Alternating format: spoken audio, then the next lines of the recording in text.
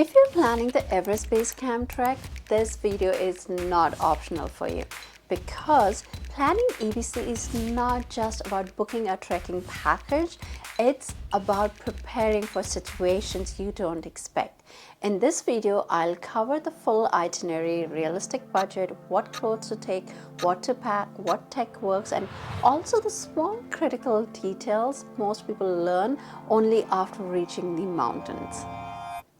Let's start with the route. Most EBC treks take 12 to 14 days. Anything shorter increases mountain sickness risk. You begin in Kathmandu. This day is not about for sightseeing, it's for rest, permit, and gear checking.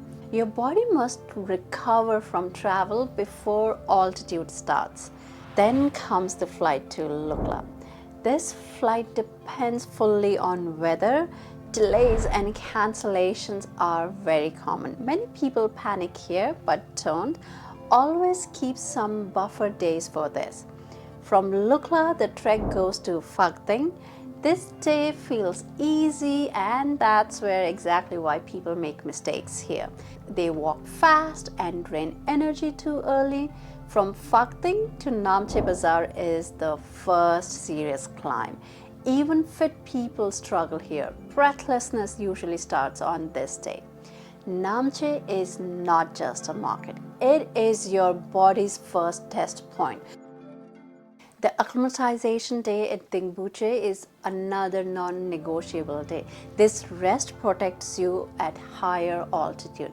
From Dingbuche to Lobuche, terrain becomes rocky and cold increases sharply. Do not skip the lunch at Dugla because there is nothing between here to Lobuche. From Lobuche to Gorakshep and Base Camp is the longest and most tiring day. You must eat even if you don't feel hungry. Traversing the rocky dirt-covered moraine of Khumbu Glacier is beautiful and spiritual, but it breaks you physically and mentally. The trek is not over yet though. You hike to Kalapathar from Gorakshep, which is on higher altitude than EBC at 5,364 meters, and probably that's when it sinks into you what you have accomplished. But don't relax or celebrate yet. During descent, most injuries happen while coming down due to overconfidence and tired legs. Now, budget. A realistic cost is Canadian dollars 2,500 to 3,000 per person, but what many people forget is daily spending. You pay for hot water, charging, Wi-Fi, bottled water, extra blankets. All these small amounts daily add up quickly. That's why 500 to 800 Canadian dollars as emergency buffer is essential, not optional. Now, clothes. You don't need many clothes, but you must stay dry all the time. Sweat is dangerous at altitude. Always remove layers before you start sweating. 2 thermal sets are enough. 1 fleece, 1 heavy down jacket, good hiking boots, cap, hat, sunglasses, minimum toiletries. Never wear cotton at higher altitude.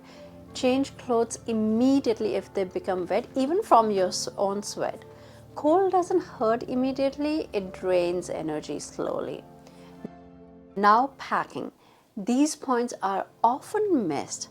Carry lip balm with SPF. Lips crack badly. Sunscreen, even in cold sun, is harsh. Electrolytes, very important.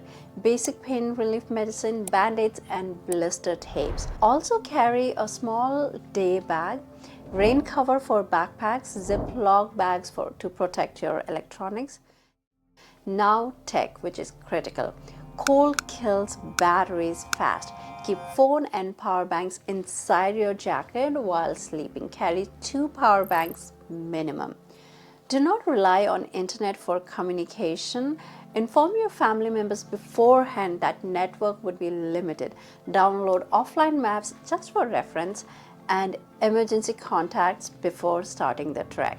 Carry only bare minimum and essentials. Anything extra you add, that weight increases for porter carrying them on their own back and climbing with you. honestly, you don't need much. So like any travel advice, strictly do not overpack. Cash is mandatory. No ATM after Namche. And many people underestimate this, that carrying enough small notes is important. Change is hard to get at a higher altitude. One final but very important truth: to not plan your trek like a race. Even if you feel strong, drink water. Even if you are not thirsty, if your guide says rest, you rest. Most altitude problems don't come suddenly, they build up silently, pile on.